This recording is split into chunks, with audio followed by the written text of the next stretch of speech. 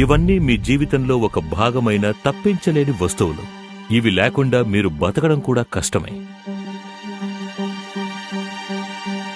ఇదే మీ టీవీ. దీన్ని చూసి మీరు నవ్వుతారు, ఏడుస్తారు. ఇదే మీ మొబైల్. దీంతో పాటే మీరు మేల్కొంటారు, నిద్రపోతారు. ఇదే మీ ఛార్జర్. ఇది లేకపోతే మీ మొబైల్ శ్వాసించలేదు. కానీ ఎప్పుడైతే ఇవన్నీ పాతబడిపోతాయో అప్పుడివి మీ జీవితాన్ని తల్లక్రిందులుగా మార్చేస్తాయి. అలాంటప్పుడు మీరేం చేస్తారు? ఇన్నాళ్లు మీ జీవితంలో భాగమైనవి ఇప్పుడు భారమైపోయాయి.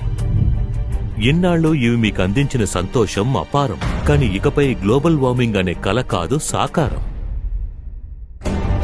ఇన్నాళ్లు మీ ఇంటిని అలంకరించిన వస్తువులు ఇప్పుడు ప్రతి ఒక్కరి ఇళ్లలోనూ వ్యాధుల్ని వ్యాపింపచేస్తున్నాయి.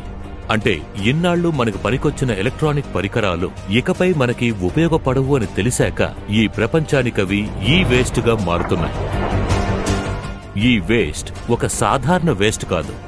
ఎందుకంటే ఇందులో ఇమిడి ఉన్నవి మర్క్యూరీ, లెడ్, కాడ్మియం, క్రోమియం, ఇంకా ప్లాస్టిక్స్ లాంటి విష పదార్థాలు. ఇవి మనుషులకి, పర్యావరణానికి ఎంతో హానికరమైనవి. ఈరోజు లక్షలాది మంది ప్రజలు దేశంలో ఈ రంగంలోనే పనిచేస్తున్నారు. నియమాలకు అతీతమైన ఈ రంగంలో దాని అసలైన ఆపదను గ్రహించకుండా విషతత్వం ఉన్న రసాయన మిశ్రమాన్ని చెత్తలోంచి వాడుతున్నారు. అంతేకాకుండా ఈ వేస్ట్ లో ఏవే ఉన్నాయంటే బంగారం, వెండి, ఇత్తడి లాంటి అమూల్యమైన లోహాలున్నాయి. ఒకవైపు ప్రపంచంలోనే విద్యుత్ పరికరాలను ఎక్కువగా ఉపయోగించే దేశంగా మన దేశం పురోగతి చెందుతోంది.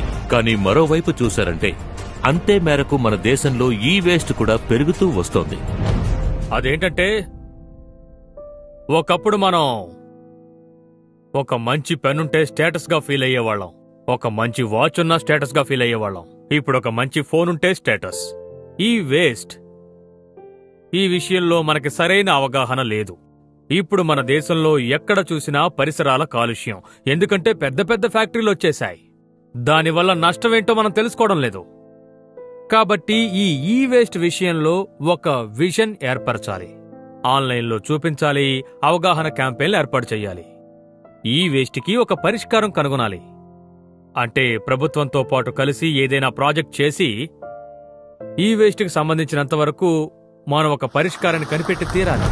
అందువల్లే ఈ రోజు మన భారతదేశ ప్రధానమంత్రి స్వచ్ఛ భారతాన్ని సృష్టించడానికి ఓ పెద్ద అడుగు వేశారు.